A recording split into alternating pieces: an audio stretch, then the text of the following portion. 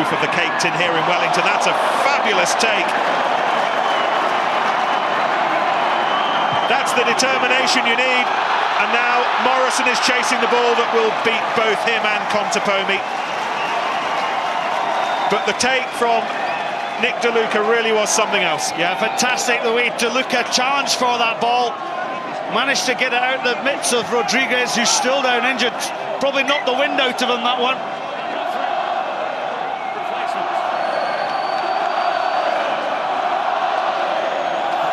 It's the end of the road.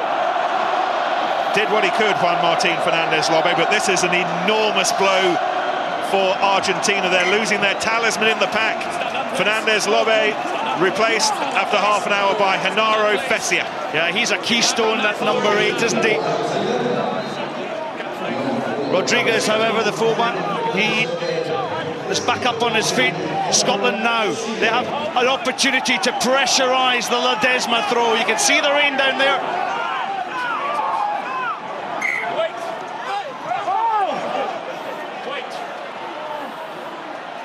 Well, Carissa came down with all of his weight on top of him as well, and this doesn't look good for Argentina. Watch it stop.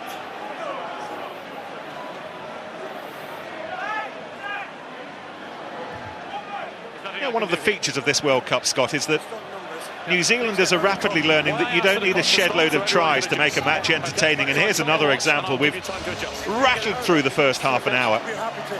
There was an injury. Wait, who's in, who's out? Are you in? 2 meters. It looks so inconspicuous, doesn't it? He just... Well, he's back up on his feet, I'm glad to say. I thought he was milking it. Who are you?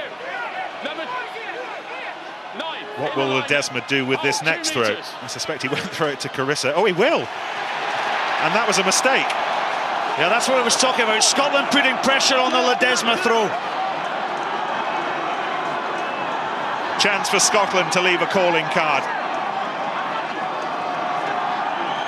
Lawson to Jackson.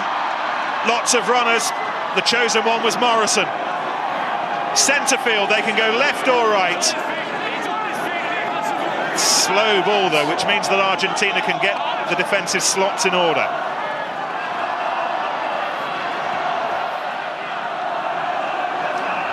Lawson to Jackson. Lamont runs into 3 powder blue and white shirts. And almost through sheer weight of numbers, there was an inevitability about that. Scotland having to work from their own half. Evans wriggles his way up to halfway.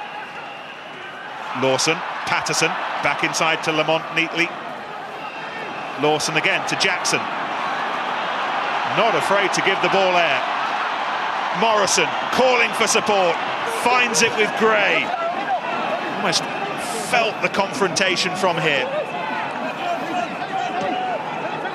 It is a ferocious encounter in the Wellington rain. Strokosz again. Look at the contact there, it's far more cleaner. It's giving Lawson lots more room to actually go in and pick. Look how Scotland are then putting the bodies over. That's allowing them the opportunity. Ball control between the feet of Brown. Lawson to Strokosz, the Gloucester man. Dives over the 22, and then the ball was shuffled back by Albacete. The decision of Wayne Barnes is that Scotland lost it. Yeah, Gregor Townsend talking about the small margins there. You saw him in the box speaking to Andy Robinson, but Patricio Albacete, he got his hands in here. Watch the man with the scrum cap. He comes in wearing number 5. Now watch his hand comes in here. There he goes. Just a little error like that. Suddenly that's what they're good at. But I thought he was coming in from an angle.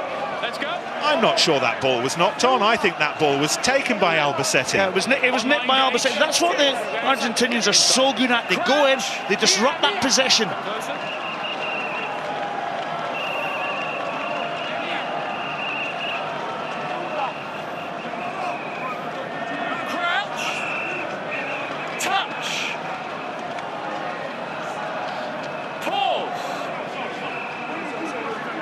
Stand up. Next time's a free kick, you must touch and come off, okay? The reason it's a long hold is because he's got his hand on that, see? Jeff Cross just leaning up against Roddy Roncero. too soon. That was what Wayne Barnes was talking about there. Touch. Now they can touch. Pause. Engage. Barnes says it was Roncero's fault.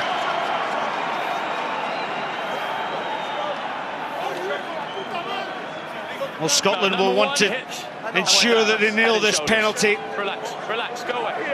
And this is... You've got a penalty. Desmond never misses an opportunity. But I must say, one of the reasons that Jim Hamilton is in this team is his ability, his physical presence. We saw the camera shot before they came out the change room. He was leading the team talk in there. So we can get a better view. It was definitely Roncero who went down first. But Ledesma, he's the sort of bloke that if he was walking out of the pub at the end of the night and had heard there was a row still going on at the bar, he'd wander back in, wouldn't he? Just to make sure he didn't miss anything. Absolutely, just to be part of it. I've asked him to go behind well, concern here for another Argentinian player down injured. I think it might be Roncero. It is. Not at all well. Yeah, it's all right. A couple of tons of Scottish and Argentine beef colliding against each other on a regular basis during the first 40 minutes can have that effect on you sometimes. Yeah, a very physical game this. Head and shoulders number one. And with Chris Patterson up there, vital that the Scotsman nails his penalty.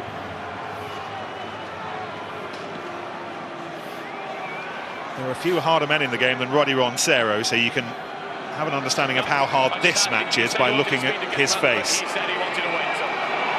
Patterson to square things up, approaching half-time.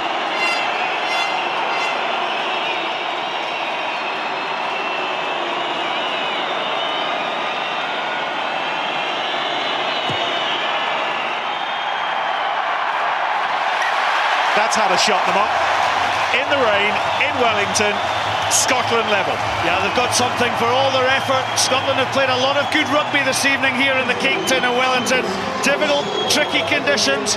They've moved the ball well, but what has hampered their performance is the 12 turnovers they've conceded. And certainly Andy Robinson in the second half will be determined to eliminate that from the Scottish performance.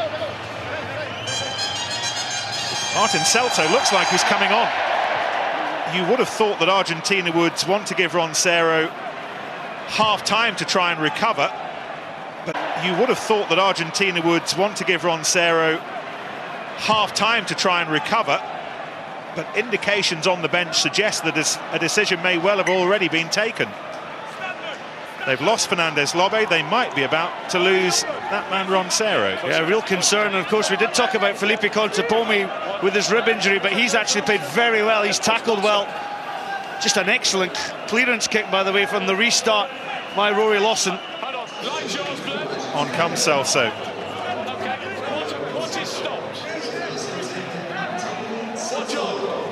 Just checking the call with Albacete. Ledesma making sure that it's been communicated clearly. It's very, very noisy. Gray nearly nicked it, but Gaggio has it. Into the final 5 minutes.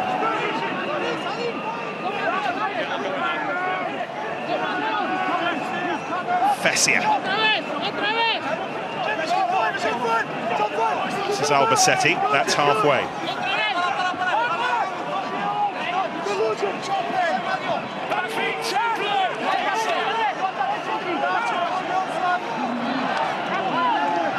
Ledesma. Now played more World Cup matches than any other Argentinian, their hooker this evening. Evans Gallers. Always seems to break the first tackle, always gets over that imaginary gain line. This is De Luca, who has done likewise this evening. Yeah, again, I felt that the pass should have been made, and this could be a useful penalty for Scotland. They've got it. It's Argentina's turn to hang on in desperation. You know, Max Evans, every time he's carried the ball, he's gained very, very good yards for Scotland. Very low centre of gravity. He's got big thighs, his quadriceps. He's got that strength, the core ability. And what Robinson, he obviously was a centre playing on the wing for Scotland, but he always makes good ground. Difficult man to stop and manages to get the offload away. brother Tom will doubtless be burning back in the studio in London. We'll get Tom's views and the thoughts of the rest of the fellas at half-time. Yeah, interesting there. DeLuca wasn't quite held in the well, it was held in the tackle, but he wasn't released by Bosch. I'll let you do the translation, Nick. I probably won't. So it's Jackson from distance for the lead before half-time.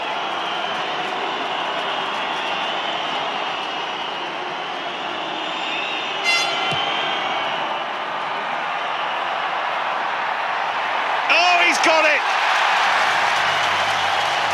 And the thousands of Scots in the cake tin might be wet, but it matters not a jot, because approaching half-time, they're ahead for the first time. Well, that's a good fillip for Scotland. The viewers at home might be wondering why Chris Patterson didn't take that particular kick. That was slightly out of Chris's range. Jackson, the young Glasgow fly half, steps up and nails an absolute perler. Job for Scotland now to see out the remaining 60 seconds of this half and head to the shed ahead. Lawson.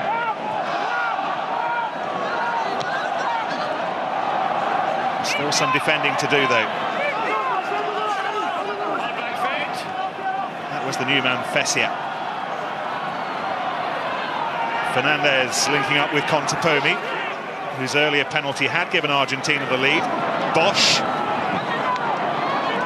Back to Ledesma. Vigaggio. Eventually gave the ball to Vigaggio. Time has ticked away at the end of the first half. Vigaggio, and the ball was knocked on. Quick peep on Wayne Barnes' whistle, and everyone sprints for the dry. At half-time in Wellington, Scotland have come from behind. Argentina 3, Scotland 6.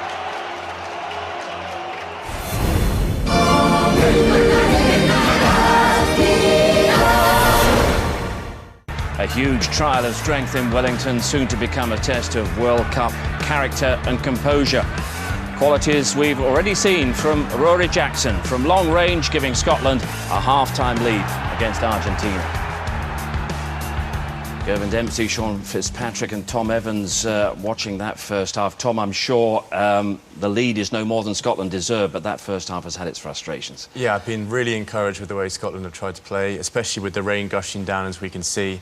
I just think they haven't been clinical enough at the breakdown area. You know, whenever they seem to get really good yards and attack, they're giving away cheap penalties by not putting getting men to the breakdown and not anticipating the guy going down, rather than letting him fall to deck and then trying to get over him. And it's obviously proving their downfall, because they're obviously too late, especially a side like Argentina, who are renowned for their ruthlessness at the breakdown. As you can see here, Max goes to deck and there's no one there. You know, that split second over the ball, and it just seems to be the story of the half. They've got to work hard, Steve. That's the thing we spoke about before the game. The Scotland forwards, led by Ross Ford and co, they need to work very, very hard at the breakdown. The backs, Max Evans has done very well on a number of occasions, takes the ball into contact. Look at the number of Argentinian jerseys there, just getting totally outnumbered. And over the ball, the key thing, over the ball, they're not physical enough, they're not strong enough. But what was encouraging, towards the end of the first half, the Richie Grays and the Hamiltons and co started to get into them a bit, started to impose their own physical presence on the game. And having that half-time lead is going to be a huge boost. It's a settler for Scotland, isn't it? That's it. I think it's going to calm the nerves. That penalty before half-time was crucial. It's sort of, they go in at half-time with a bit of confidence and sort of buoyed by that. I think, as the guys said there, the breakdown is key. I think the support players aren't urgent enough to get to that ball carrier. They're allowing him go into contact. And the Argentinians are masters at it. They recognise when the ball carrier is isolated, they're straight in on top and have got so many steals. They seem to be intimidated. Yeah. They sort of spent 30 minutes being intimidated intimidated now that Roncero's gone off, Lobe's gone off. They're now thinking, golly gosh, we can actually take these guys on at their own game, but they need to be smart and get into it. I loved what I saw with Hamilton tackling Ledesma on the head. That's great, but that's just that physical presence. They need to have a go at them. Yeah, Scotland can't go into their shell now. They've shown in patches of that first half where they've created space in the wide channels, but the backs, for me, have been a bit too deep to exploit that space. When they do create the space out wide, the backs have to hit that outside channel flat and get in behind the Argentinians. I think they're too deep, allowing the Argentinians to drift across and get ball out there. Get the points that are on offer, and he struck that so sweetly, didn't he? Oh, it will give him a huge amount of confidence, especially when he missed that, penalty touch finder. That obviously that would have